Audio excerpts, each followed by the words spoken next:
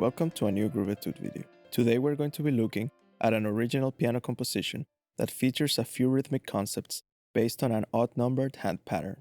Just like drummers play with rudiments and study stroke patterns to develop physical coordination between hands, we can draw from this practice, apply it to the piano, and use it to create music and develop our rhythmic skills. Let's start by creating an interesting pattern for our hands. First, we're going to build a short 5-stroke pattern as our first grouping. Then, we're going to repeat the same pattern with the addition of an extra right hand stroke at the end. Now we end up with a full pattern built from a group of 5, a group of 6, and a total of 11 strokes. Since we are working with this pattern on a piano and not a drum, our hands are assigned to pitches that we can shift up or down in register, even when making our hands overlap. This allows us to create an interesting musical texture with different lines on different registers, and it blurs out the tactile patterns association of high pitch on the right hand and low pitch on the left hand from the music that we are actually hearing. Let's play an example of this idea.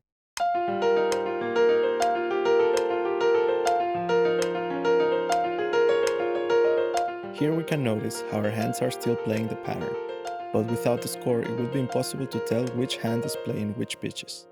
Before moving on to more musical examples, let's discuss some of the rhythmic implications of working with an 11-note pattern. Even though we can subdivide and induce a pulse in many different ways, we're going to start by aligning our beat induction to the building blocks of our pattern, a group of 5 followed by a group of 6. With one beat being longer than the other, this pulse creates a strange uneven feel.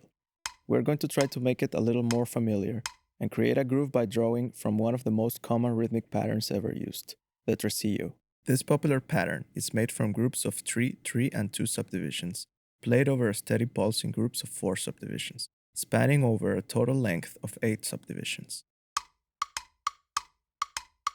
Since this pattern is very common and familiar to most of us, we're going to try to recreate it in our new grid of 11 subdivisions, while trying to maintain its overall proportions.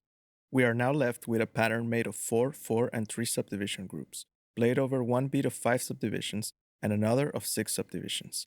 This turns out sounding like a sloppy tresillo, almost like playing with a drunk feel. Let's hear and compare both versions.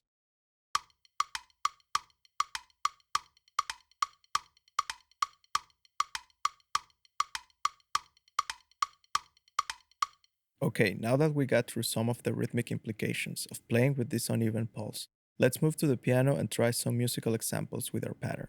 In our first example, we are going to use our pattern to create a musical texture based on 2 interlocking melodic lines. By displacing notes up and down in register and separating groups of pitches by a wide enough interval, we can begin to perceive the continuous flow of notes as 2 independent lines. Let's start getting into this example by playing only the top line.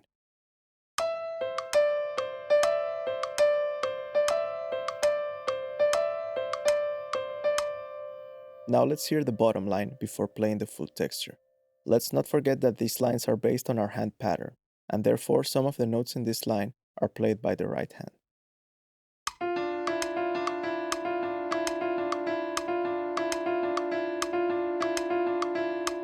Let's try the full texture now, and notice how both lines orally emerge as we play the full hand pattern.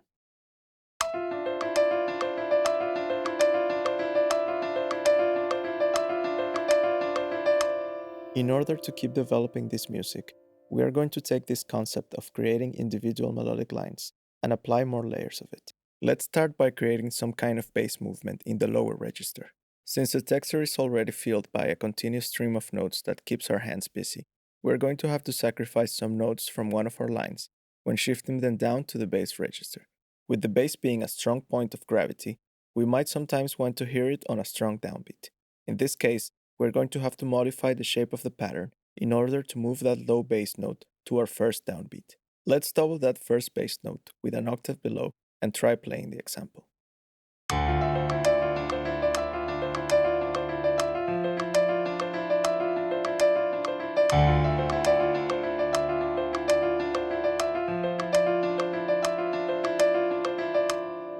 Okay, now let's take it even further and apply another layer of our individual lines concept, this time going to an even higher register. Let's take some notes from the last 3 groups of the pattern and shift them up to create a higher melodic line.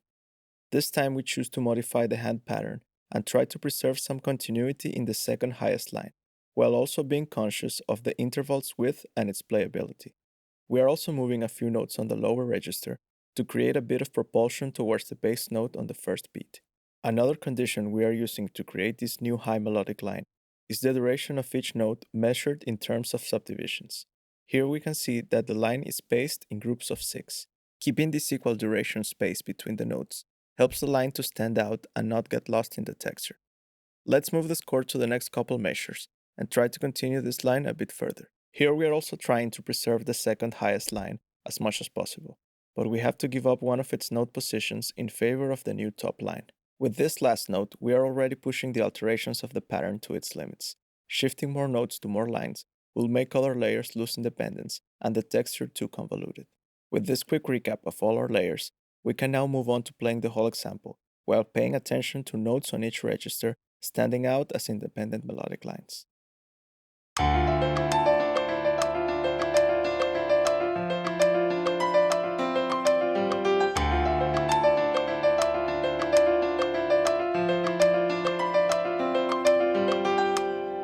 Before moving on to our performance, let's look into some rhythmic implications once again. So far we have been playing all these examples with our beat induction aligned to our hand pattern, with a pulse in groups of 5 and 6.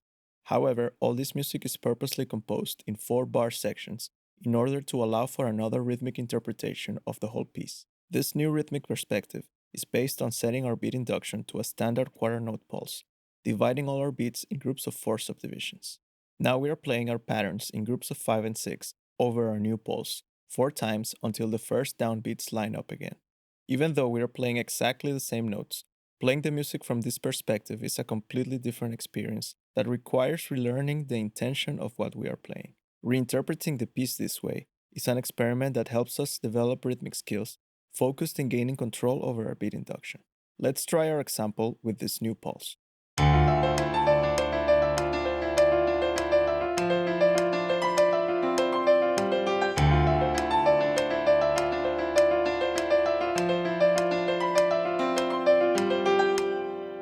Throughout this piece, we will go through many interpretations of these patterns, with some sections being pure expressions of the pattern moving through different harmonies. Further sections bring out different melodies on the top line, and other sections explore some kind of contrapuntal limitation in high and low registers. We will interpret 2 versions of the piece, corresponding to the contrasting beat induction perspectives that we mentioned earlier, one in groups of 5 and 6, and another in groups of 4. Now let's move on to our first performance, with our pulse lined up to the pattern in groups of 5 and 6.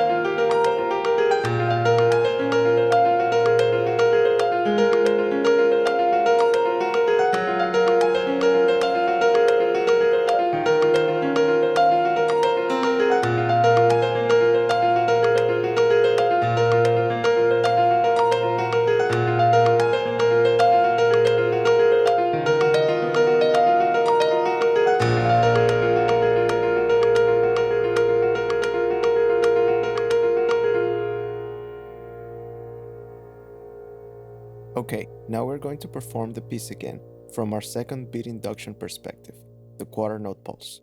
Let's try it.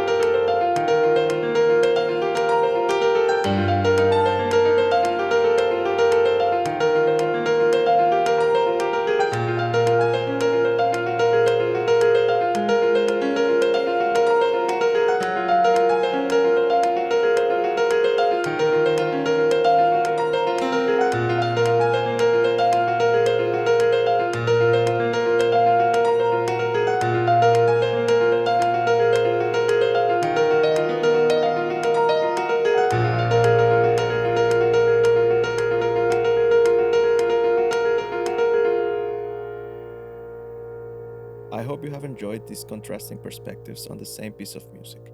You can leave some of your thoughts on these rhythmic ideas in the comment section. And if you enjoy these kind of videos on rhythmic topics, don't forget to subscribe to the channel.